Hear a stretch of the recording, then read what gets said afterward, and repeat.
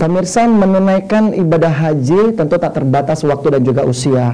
Hal ini terbukti dengan adanya calon jemaah haji asal Kabupaten Ogan Komering Ulu, Oku Timur yang sudah berusia 105 tahun. Ialah bernama Karto Yitno Ahmad Sadio. Ia berkesempatan naik haji setelah 11 tahun menunggu giliran. Melaksanakan panggilan Allah SWT, melaksanakan ibadah haji. Setelah berusia 105 tahun, Karto Yitno Ahmad Sadio, kakek asal Kecamatan Buai Madang Timur, Kabupaten Ogan Komering Ulu, Oku Timur, akhirnya akan berangkat menunaikan ibadah haji pada tahun 2023 ini. Meski telah berusia senja, Karto mengaku tetap bersemangat untuk mengikuti ibadah haji yang baru pertama kali dilakukan.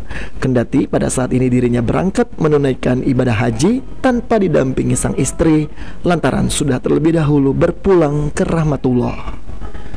Dengan bantuan kursi roda, Karto berangkat ke Tanah Suci ditemani Iman selaku pembina dan pendamping Karto. Karto mengaku saat ini usianya telah mencapai 100 tahun lebih. Dirinya telah lama ingin berangkat ke Tanah Suci menunaikan ibadah haji. Namun keinginannya baru bisa terlaksana tahun ini karena setelah ia menabung dan menunggu giliran selama 11 tahun. Umur 5 tahun. 105 tahun. 105 tahun. Kondisi badannya gimana nih, Pak? Kondisi sampean sehat orang, Pak. Sehat, kondisi sehat.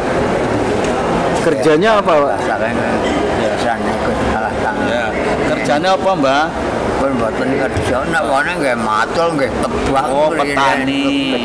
Petani. Iya, udah pernah haji atau baru ya? Oh, baru. Baru kali ini baru pertama. Rasanya gimana sekarang? Sehat siap atau sehat? Saya ketelu. Ya. Transmigrasi tahun 53. Karto merupakan jemaah haji tertua yang ikut dalam kloter pertama di Asrama Haji Sumatera Selatan. Rencananya seluruh kloter pertama akan berangkat ke Tanah Suci pada Sabtu 27 Mei 2023. Aji Delia, PAL TV.